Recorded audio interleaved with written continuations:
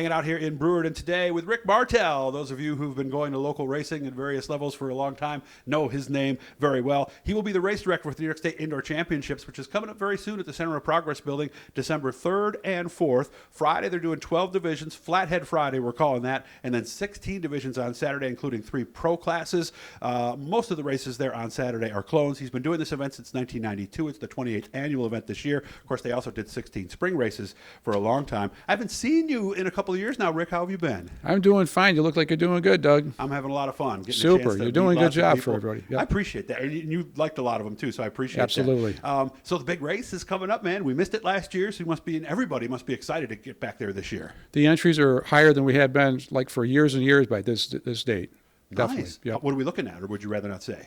Well, I mean, we ended up with 145 2 years ago at the last event. We're going to exceed that by far. We just hope we can keep it, contain it down to 200 or less because of the room size. But we have room for everybody. Nice. Now, when did you start this and why? Let's go back. What year would this have been? I believe 1992. It was Junior Case, myself, and Kyle Graves, the three of us. They both passed on years ago. But we just kept it going for years and years. And with the help of like Bobby Thurston and all the local helpers that we have, I mean, the thing is just, it's grown. I mean, it's a fantastic indoor race.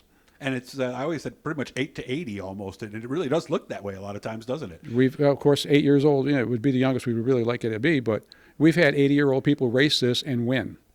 And, of course, what is the main class there, the one that Denny Peebles and those guys do? Well, it's the open class. The open class. They're flying out there. Unbelievable, how fast yes, they sir. get. So who comes to this? Are these all go-kart racers, or are there some people that do other stuff and maybe just do this one go-kart race a year? Well, and, mostly the local people, but we draw from 5 to 6 states, plus I hope Canada this year. I think Canada's going to be open up also because that's a big bunch of races also. But, usually 7 states show up. Even John Pedal, of course, rest in peace. Johnny is not with us anymore, but he raced 2 or 3 years with us and did really well. I didn't realize he did that. Yes, he did. And you told me a story about some modified racer who showed up one year who had never been in a kart before, but ended up leaving quite the impression. Danny Johnson. He came in one time, and I think his nephew was racing. And I remember him saying, he looked at the track we built. He goes, Rick, I'm going to quote, Rick, what are you building, Talladega? But he hot lapped that kart. And he lapped the field in hot laps. It's just amazing that the guy can drive anything, and he just looked incredible. So, yeah, and you said he was 40 pounds heavier than everybody else. He was like 30 to 40 pounds heavier than the class out there, and like he literally lapped everybody out there. So and that matters, let's be honest, right? Oh, yeah. Everybody wants to be the minimum weight. I mean, you just got to be – you don't want to be 2 or 3 pounds over because that can make the difference. Yeah, so 30 to 40 pounds, imagine, guys. That's why we moved my daughter from one microd class to another because she was a good 40 pounds over at that point, too. So just like any form of racing, being lean, it helps, doesn't it? Absolutely. Yes, sir. And are there some new cars coming this year? Well, we've added a couple new classes this year. This Extreme Predator class that we've heard so much about recently, they reached out to us. And when they go to events, they have 70, 80 carts that enter that event. Wow. So we opened it up to them. We're hoping to get 20, 30 of those guys as well. So, I mean, it's wide open to any go-kart. We'll find room for you. And it used to be microds and quarter midgets did this years ago, didn't they? Yes. In fact, when we ran that spring race for 16 years, back in the 90s and early 2000s, we dedicated Sunday to quarter midget microds.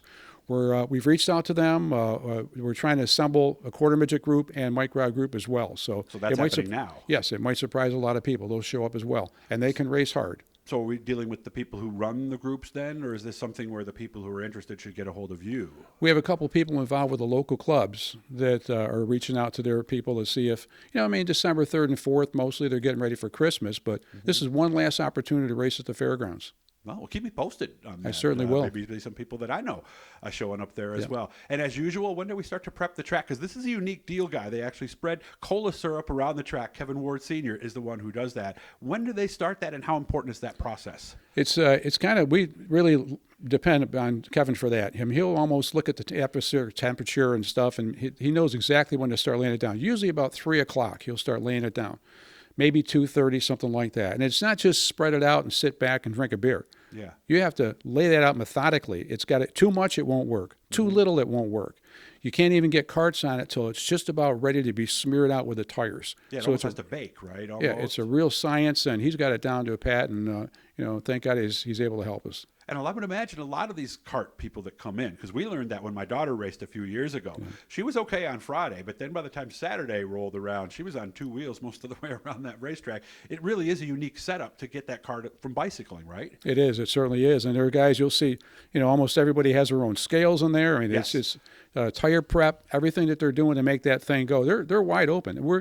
This track's, it's not a small track. No. I mean, it's 200 foot long, 80 foot across, and the fast ones are going 5.8 to 6 seconds. So that's pretty quick. Making it a circle almost, right? Yeah, well, yeah, there's a little bit of a straight, but I mean, it's pretty good. And there's passing. The yes. pro races, the guys have come like from 12th to win, so there's passing as well. Yeah, there's a lot of action, guys. Yes. And the nice thing, as usual, is when you buy a ticket to come to this event, you can walk in the pits as well, right? Everything is pit access. Yes. Once you come in, you sign in. That's what we had to do. It's a state building, and just for the insurance purposes, everything's a pit pass. How much is admission? It's $30. For both days, one day? Each day. Each day is a pit pass. Gotcha. The prices have gone up. Insurance has gone up in 2 years. The fairgrounds has gone up in 2 years. And it's a labor of love. I mean, it's pretty much Rich Murtaugh is the one that took it over from me about 4 or 5 years ago. And he knows it's a labor of love. There's not a lot of money made. Yeah, and Rick is the race director, so that's a different role. Did I hear we have somebody new announcing this year? Joe Murata, he's been doing it for years and years with us on and off. And, we're glad to have him back again Friday and Saturday. And he's the voice of, everything. I mean, Paul Small's been around for years and years with us as well. And Joe is really into it. And his son, as you well know, raced quarter midgets as well. So. Yeah, and Joe raced himself. Actually did snowmobiles at the fairgrounds I found out the other day as well. So how can people find out more? There is a website, right? You have to go to SyracuseIndoor.com. Just one word, SyracuseIndoor.com. You come up with like the main page, something like this. And then the drivers can click on registration or drivers. Right then. Okay. And you register right off of that and send it in. Very good. Is there an advantage price-wise to registering ahead of time or no? Yes, there is. There's a cutoff of like November or something later this month. There's a price break if you get in before that.